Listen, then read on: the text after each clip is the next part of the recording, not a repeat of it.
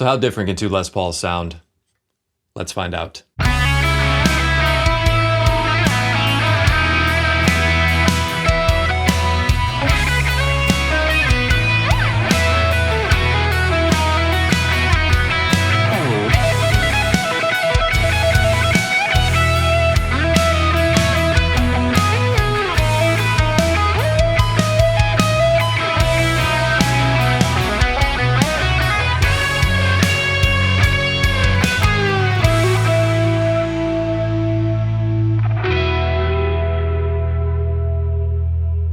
Hey everyone, I'm Jonathan. In my last video, I compared my new Murphy Lab Gibson Les Paul 1959 reissue with my PRS 594. And thank you for the support. It's a ton of fun making these videos and engaging with you, and I appreciate all of the comments, subs, and super thanks. Thank you. And in that video, some of you asked, how does the new Murphy Lab Les Paul compare to the non-Murphy Lab Les Pauls? And so I wanted to explore that question today by comparing the Murphy Lab 59 reissue with my VOS 59 reissue. My VOS finished Les Paul has been featured quite a bit on the channel, and it's been a favorite among many of you in several of the comparison videos I've done. It's also been my main gigging guitar since I acquired it back in 2019. And speaking about live music, I thought this video would pair well with a concert beer. It's an IPA from Treehouse Brewing Company. Don't mind if I do.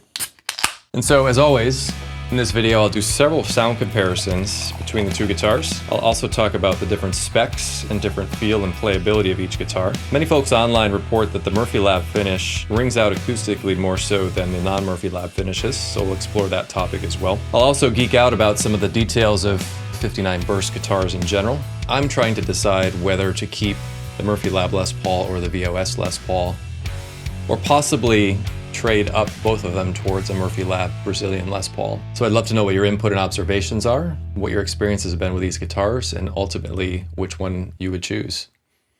Cheers.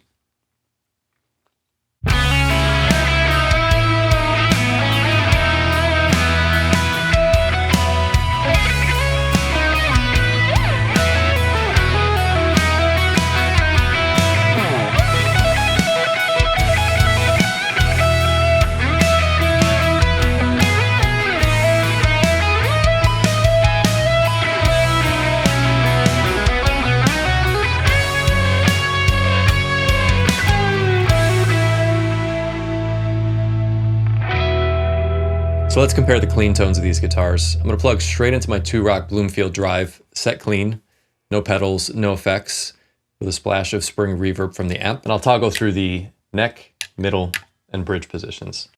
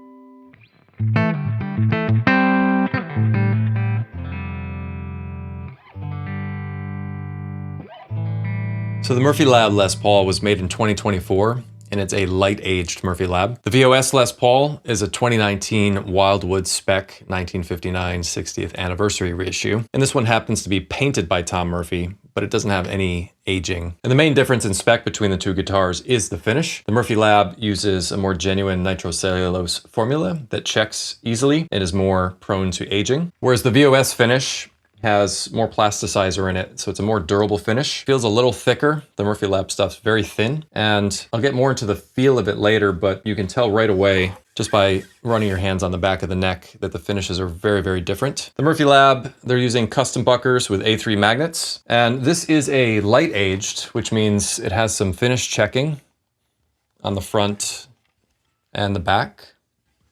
as well as the headstock. And it has some very light aging. There's some very natural dings here and there. No major dings or damage. There's no finish flaking off this guitar. And it does look very naturally aged. I know aged guitars can be quite polarizing. I think some of the advantages of an aged guitar is the guitar feels more played in. There's less of that worry of putting the first ding in it. And on the VOS Les Paul, we also have custom buckers with A3 magnets. No aging. I don't think the plasticized lacquer is going to develop any finish checking over time. And this one, like I said, was painted by Tom Murphy, and it's quite a vibrant finish. And I've put quite a few of my own nicks and dings in this one along the way. So this one, I guess you can consider, is Jonathan Lab aged. And the last major difference in spec between these two guitars is the edges of the fingerboard are rounded on the Murphy Lab. And I have to say, I'm a huge fan of the rounded fingerboard edges. It feels so comfortable when you're playing it. And going back to the non-rolled fingerboard edges, it never bothered me before, but now feeling the difference, I do have a preference for the rounded board edges. I've been looking at some videos around how to round your own fingerboard edges, but I haven't been brave enough to attempt that on this guitar just yet. So up next, I'm going to switch over to my standard recording chain, which those of you that have been watching the channel will be familiar with. And that is my stereo rig using two Blackface style amps. I'm using the 2-Rock Bloomfield drive along with the Blankenship Twimplex. And I'm running those amps into two Shure reactive loads with Friedman 4x12 impulse responses. And when you hear some stereo delay, that's coming from the Keeley Halo. And so up next, I'm gonna go to the neck position, and I'm gonna kick on my Vemoram Jan Ray for some light overdrive and play some lead lines over a backing track. So let me know what differences you're hearing in this context.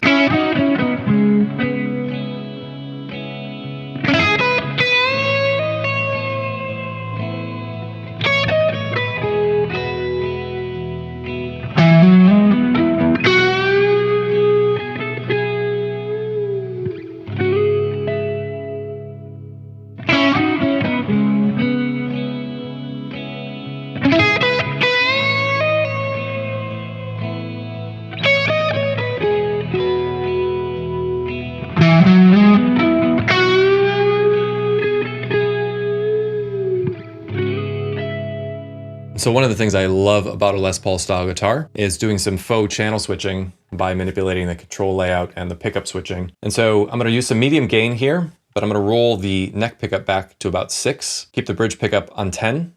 Now when I'm in the neck pickup, tone is going to sound cleaner.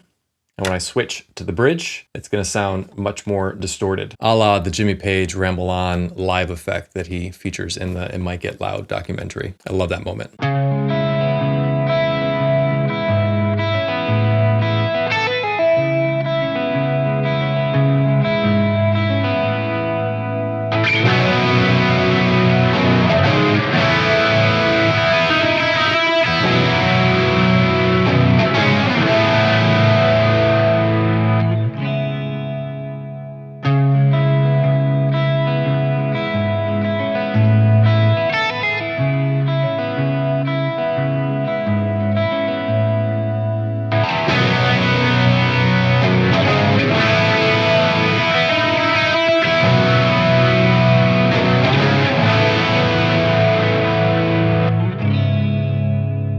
So both Lesters had no problem pulling off that party trick, so let me know if you're hearing any differences in that context. So one of the reasons I chose this particular Murphy Lab was the flame maple top. It had a old look to it, and I know an old top can mean many things to many people. For me, it means a top that's not overly figured or underfigured, a top that the grain pattern is a little more wild and erratic and not perfectly symmetrical, and a top that the flame can really stand out or disappear depending on the angle and the lighting. And I thought this top elegantly delivered on those criteria. One of my favorite old looking tops in any of the bursts featured in the Burst Believers books is Nicky.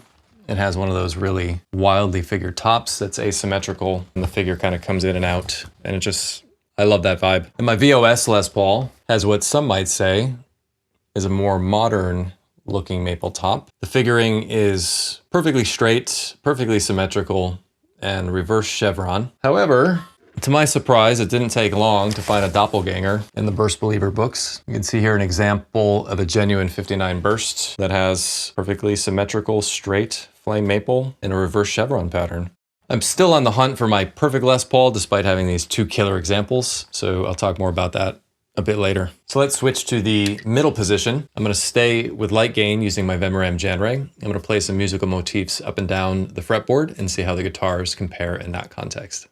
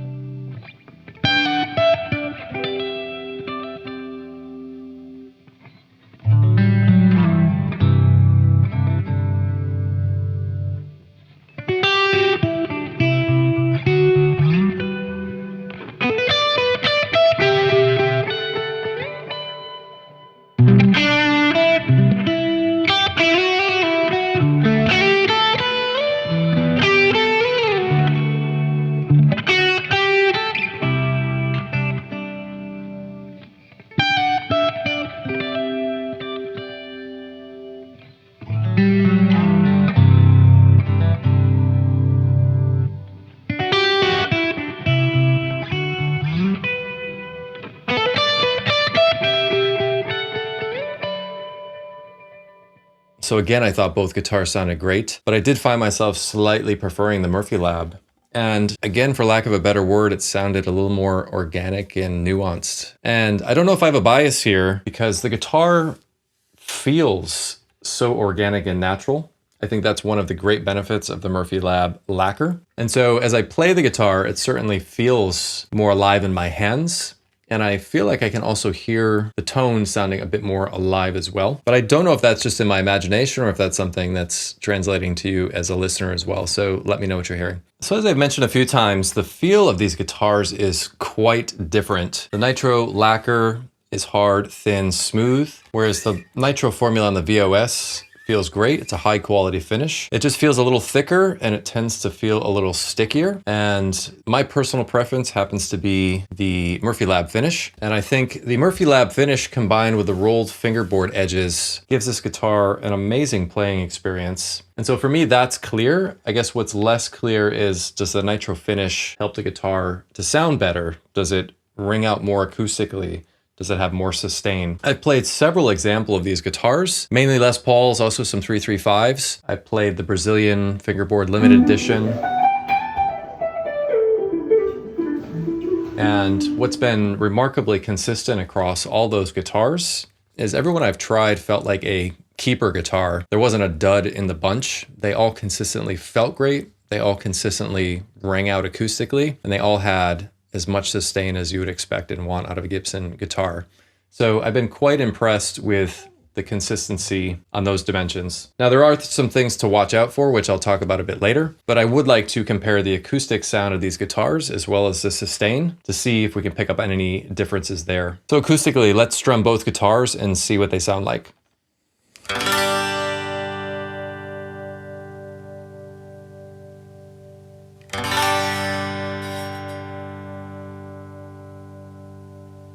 So I certainly can feel a difference. I feel like the Murphy Lab guitar, you can feel it vibrating a little bit more in your hand and against your body versus the VOS finish. And there is something about the ring and chime acoustically in the room. The Murphy Lab sounds slightly more alive, again, for lack of a better word. But let me know what you're hearing. And so up next, I'd like to test out the sustain of both guitars. So I'm gonna go to the neck pickup, kick on some high gain with my Vemoram Jan Ray boosted with a BK Butler tube driver. And I'll play some lead lines, paying a little bit of homage to one of the great Les Paul players who knew a thing or two about sustain. So let's check it out.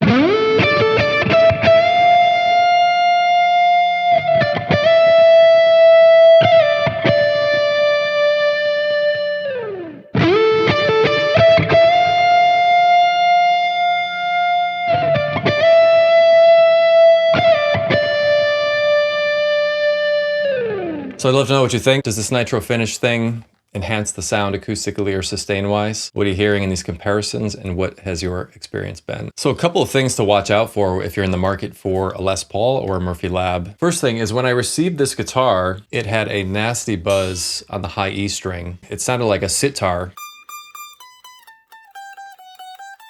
I was quite disappointed because, number one, I couldn't believe this guitar left the Gibson factory and that got missed in QC. Second, it left the dealer with the same issue. And thirdly, I did buy this guitar used off Reverb and that issue wasn't disclosed, so the seller may have missed it as well.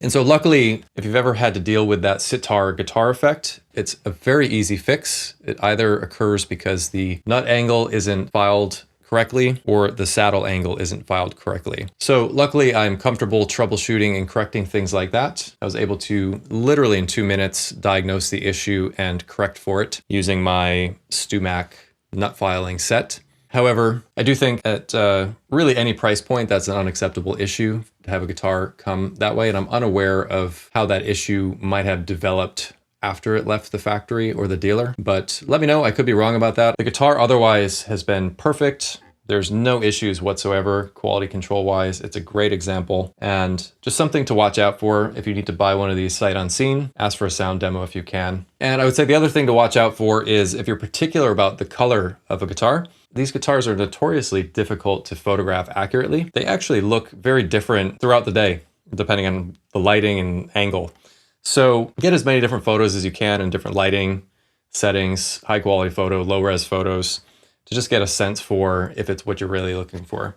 So up next, let's check out the bridge position. I'm gonna stay in high gain mode and play some melodic lead lines up and down the neck. And for those wondering, I would buy concert beer again.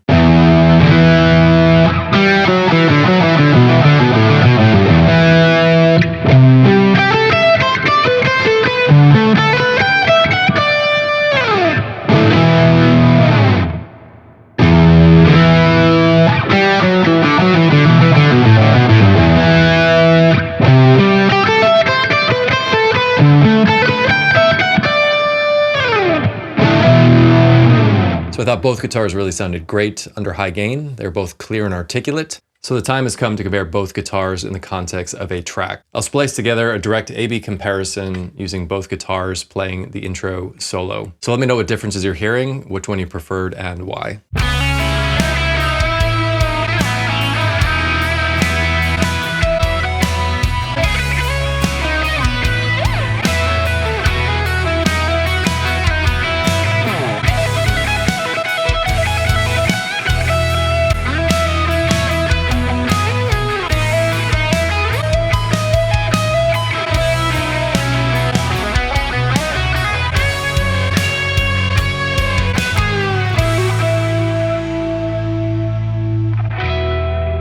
So it's the first time I've compared two of the exact same model in a video like this. And Rose and I were laughing hysterically when we were watching the footage back. My nonverbals were nearly identical between both takes, as it looked like the guitar was switching out like magic. So if you want a good laugh, give that a rewatch and check out my body language and how it almost doesn't change between both performances. I swear it's not AI. So I'd love to know which guitar you're preferring and why. I'm currently leaning toward the Murphy Lab. I am really won over by the finish and the rolled fingerboard. It gives the guitar that much more of an authentic vibe and it improves the feel of it for me personally. And the guitar does feel more resonant in my hands. I think I perceive that it comes across as more resonant in the recordings as well and a bit more nuanced, but I would really love to know what you're hearing there. At the end of the day, that doesn't matter as much as the playing experience because that feel of the lacquer, that extra resonance that I'm experiencing when I'm playing it, it inspires me more. And when I'm more inspired, I feel more creative, I feel more expressive, and I feel like I play better. So that's a really important aspect of what I'm looking for in a guitar, and the Murphy Lab stuff delivers that. Some other considerations, if you're in the market for a Les Paul and you're trying to decide between Murphy Lab and VOS, I think there's a lot of hyperbole out there in terms of you got to run the racks to find a good Les Paul, or each Les Paul can sound so dramatically different example to example. And I think there's of course some truth of that and some examples of that. But when it comes to the Murphy Lab stuff, I've played dozens of examples. They were all great guitars. There wasn't a dud that I've come across. Now this one did have an issue out of the factory from the dealer with that sitar fret buzz. That's unacceptable, but it was luckily a quick fix. And I assume that's not a prevalent issue at scale, but I don't know. I'd love to know if you've had some experiences like that. Otherwise, where my head's at now is going on the hunt for my perfect Les Paul. And for me, my perfect Les Paul has to tick a few boxes. It has to have the right color, the right flame pattern, the right feel and the right sound. And I'm very pleased with the feel and the sound of this example. And I think it's a very beautiful guitar, but I think I can find one that's a better match to my ultimate dream Les Paul. So I will be going on the hunt. I don't know which of these guitars I would get rid of. If I come across a killer Murphy Lab Brazilian limited run used, I would consider trading both these guitars towards that. So if you've had any experience with the limited Brazilians, I would love to hear from you. What differences have you heard versus the standard Murphy Lab stuff? And did you find it worth it or not? But despite preferring the Murphy Lab personally, I think the VOS is still an absolutely killer guitar. The sound differences were very subtle, if they're at all, or if they were just perceived, I don't know. And the VOS finish feels great. And had I not had the experience of feeling the Murphy Lab, I really wouldn't have known what I'm missing out on. So if you don't have budget for Murphy Lab, which is a bit of an upcharge from VOS to get into the lowest price tier on Murphy Lab, which is the ultra light aged, still think the VOS stuff is great. I think Gibson is making great guitars these days, and I really appreciate their attention to detail and trying to recreate as many of the vintage accurate specs as they can. And we're living in a great era to be a guitar player. There's just so many amazing examples of killer guitars of high quality out on the marketplace today. And so it's a good time to be alive. And so I'd love some input on future videos. Many times when I post videos on the Les Paul, there's some folks in the audience that comment that a Tele is superior. And so I thought it might be a fun video to compare a Les Paul and a Tele. Let me know if you'd have any interest in that. And also the latest acquisition is a Novo Idris, or Idris, I'm not sure exactly how to pronounce that, but it's their take on a S-type design. And so I'm gonna dive deeper into this guitar and do a review of it and let you know what I think. So be on the lookout for that as well. So thanks a ton for watching. I appreciate all the support. I'm gonna get working on the next video. In the meantime, take care and I'll see you then.